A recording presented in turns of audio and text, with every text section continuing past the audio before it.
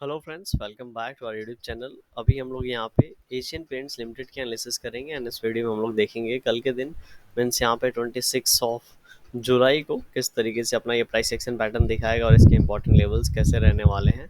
तो अगर आप इस शेयर को देख रहे होंगे तो आप सभी को पता होगा कि किस तरीके से ये यहाँ पे ट्रेड कर रहा है।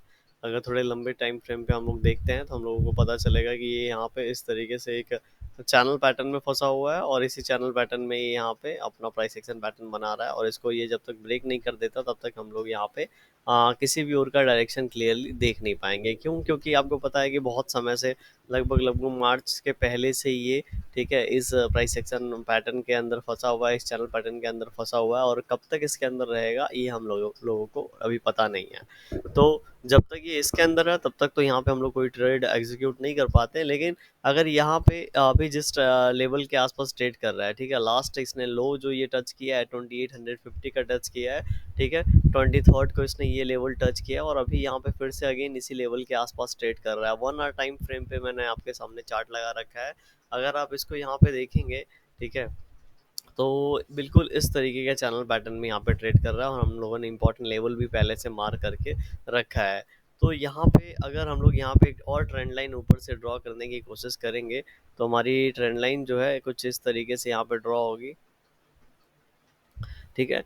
तो 1 आवर टाइम फ्रेम पे अगर ये ट्रेंड लाइन कहीं ऊपर की ओर ब्रेकआउट होता है, ठीक है, और ऊपर की ओर ब्रेकआउट होगा तो अगर ये देखेंगे लो यहाँ पे लगा है, उसके बाद ऊपर जाने की यहाँ पे एक दो बार केसेस कोशिश किया है, 50% से रिजेक्शन मिला है। तो अगर यहाँ पे फिर से जाके ट्रेंड लाइन ब्रेकआउट करता है और उसके साथ यहाँ पे एक नैरो रेंज हो जाएगा, जिस रेंज का यहाँ पे ब्रेकआउट होगा तो हो सकता है कुछ लोग यहाँ पे इसी का ऐसा लगा के एंट्री लेने की कोशिश करें। एंड इस चैनल में जब तक ये ऊपर जाएगा 3060 इन लेवल की यहाँ पे टारगेट निकाल के बैठे। क्यों? क्योंकि जिस तरीके से हमने देखा चैनल किस तरीके से काम करता है, तो यहाँ पे ये चैनल है, ठीक है, तो ये ऊपर जाएगा, ऊपर जाके प्राइस एक्शन पैटर्न बना के फिर नीचे आएगा, फिर यहाँ से ऊपर जाएगा और इसी तरीके से काम करता है। तो कुछ लोग यहाँ पे, ठीक है, पोजीशन बनाने की कोशिश करते हैं, इन लेवल्स पे पोजीशन बनाने की कोशिश करते हैं और ये जो हमारे जो चैनल का जो रेजिस्टेंस और सपोर्ट होता है इसका यूज करके कुछ पैसे बनाने की कोशिश करते हैं।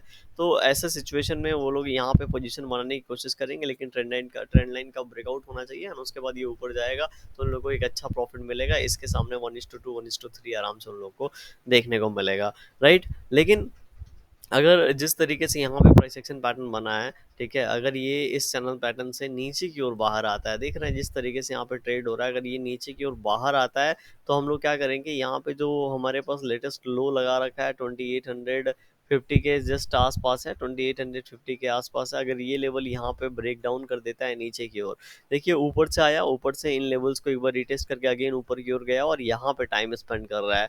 तो अगर इसके साथ ये इन लेवल्स को ब्रेक करता है तो ये इन लेवल से बाउंस बैक देने की प्रोबेबिलिटी बहुत कम रखता है। तो हो सकता है अगर बाउंस बैक देने भी जाए तो इसी ट्रेंड लाइन से फिर से इसको रिजेक्शन मिले और ये नीचे की ओर तेजी से आ जाए, ठीक है। एंड ऐसे सिचुएशन में अगर तेजी से आता है तो ये स्विंग जो है हमारे लिए एक नेक्स्ट सपोर्ट का काम करना चाहिए 2775। ये स्विंग जो है हमारे लिए नेक्स्ट सपोर्ट का काम करेगा और यहाँ से फिर हो सकता है ये बाउंस बैक देने की कोशिश करे। फिर भी हम लोग क्या करेंगे, इस ट्रेंड लाइन को आगे की ओर एक्सटेंड कर लेंगे और यहाँ पे ब्रेकआउट होगा, ठीक है, तब हम लोग इसके बारे में अगेन कुछ सोचेंगे। अगर अदरवाइज यहाँ पे इसको ब्रेक करना नहीं चाहिए, हो सकता है यहाँ पे थोड़ा प्राइस एक्शन पैटर्न बना के फिर से और नीचे जाएगा और लगभग लगभग यहाँ पे 2700 लेवल को ये टच करने की कोशिश करेगा। एक बार जब ये लेवल हिट हो जाएगा तो हो सकता है यहाँ से फिर से एक बाइंग आओ और इसको ऊपर की ओर लेके जाए। क्यों? क्योंकि इसका जब ये ब्रेकडाउन हो रहा होगा तो इसका कहीं ना कहीं 1:1 ये जो चैनल पैटर्न बना है इसका 1:1 इन लेवल्स के आसपास मिल जाएगा और इन लेवल्स के आसपास मिलने के बाद फिर ये प्राइस एक्शन पैटर्न बनाएगा, डब्ल्यू टाइप पैटर्न बनाएगा, तो हम लोग इसको ऊपर के बारे में अगेन सोच सकते हैं। तो यहाँ पे थोड़ा सा चॉपी सिचुएशन नज़र आ रहा है। अगर हम लोग इसका 15 मिनट टाइम फ्रेम पे जाके इंपॉर्टेंट लेवल्स देखेंगे कल के लिए, तो आज का जो प्राइस एक्शन पैटर्न है अगर बहुत ही नैरो रेंज में बना है, हम लोगों ने कल ही बात किया था कि अगर ओपनिंग इसी जोन के बीच में होता है तो बहुत बड़ा प्राइस एक्शन पैटर्न हम लोग नहीं देख पाएंगे।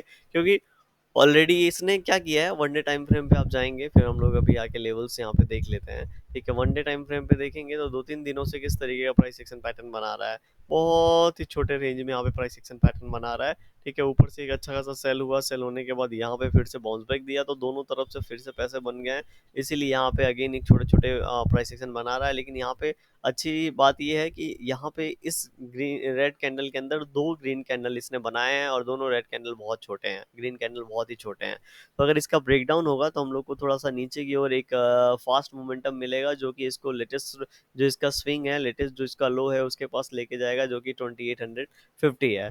ठीक है, तो 2850 है, यहाँ से एक बार कोशिश जरूर करेगा ऊपर जाने की, और ये कोशिश करता है, एंड उसके बाद इन्हीं लेवल से अगर रिजेक्शन लेके इन लेवल्स को ब्रेक करता है, तब ये लगभग लगभग हमारा 2800 एंड उसके बाद 2775 इन लेवल्स को वन बाई वन ये हिट करेगा, और प्राइस एक्शन पैटर्न हर लेवल पे ये बनाने की कोशिश करेगा, एंड इस तरीके से धीरे धीरे ये नीचे की ओर आएगा, राइट। और अगर यहाँ से ऊपर निकलता है, जैसा कि हम लोगों ने अभी डिस्कस किया, वन आवर टाइम फ्रेम पे अगर ट्रेंड लाइन ब्रेकआउट करता है तो कुछ हम लोग सोचेंगे, और यहाँ पे एटलीस्ट डब्ल्यू टाइप पैटर्न बनना चाहिए वन आवर टाइम फ्रेम पे, और हमें एक रेंज मिलना चाहिए जिसका एसएल लगा के हम लोग प्लानिंग कर सकते हैं, राइट। लेकिन ये हमेशा रिस्की होता है, क्योंकि अगर आप ये चीज़ देखेंगे तो कौन सी बार ये इस ट्रेंड लाइन पे टच कर रहा है, वो चीज़ भी हम लोग को यहाँ पे देखना रहता है। अगर वो हम लोग यहाँ पे चेक करेंगे, एक बार चार्ट जूम आउट करता हूँ, तो आपको पता चलेगा कि यहाँ पे बार बार इन जोन के इस लेवल के आसपास आता है और ब्रेक करके टच करके ऊपर क्यों निकल जाता है। तो अगर ये सेकेंड थर्ड टाइम है तो बहुत ही अच्छी बात है। बहुत बार फोर्थ टाइम में जब भी हम लोग ट्रेड करते हैं तो बहुत ही कम क्वांटिटी कर लेते हैं, क्योंकि यहाँ से ऊपर निकलने की प्रोबेबिलिटी फोर्थ केस में बहुत कम होती है। तो फोर्थ केस में अगर ब्रेक डाउन कर देता है, इसीलिए क्वांटिटी कम कर लेना चाहिए, ताकि एसएल जो है हमारा वो कम से कम एसएल जो है हमारा कम से कम हम लोग को लॉस दे। ठीक है, तो कल के इंपॉर्टेंट लेवल्स की बात करेंगे।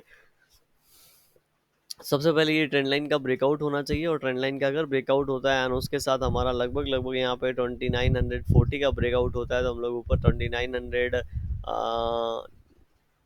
2964 तक का एक लेवल देख सकते हैं। और नीचे अगर हम लोग का 2885 का ब्रेकडाउन होता है, ठीक है, 2885 का ब्रेकडाउन होता है, 2875 2860 का नीचे की ओर लेवल देख सकते हैं। इस तरीके से कल के दिन एशियन पेंट अपना प्राइस एक्शन पैटर्न दिखा सकता है। वीडियो कैसा लगा कमेंट सेक्शन में बताइए, पसंद आएगा लाइक कर सकते हैं, चैनल पर नए सब्सक्राइब कर सकते हैं। Thank you for watching this video.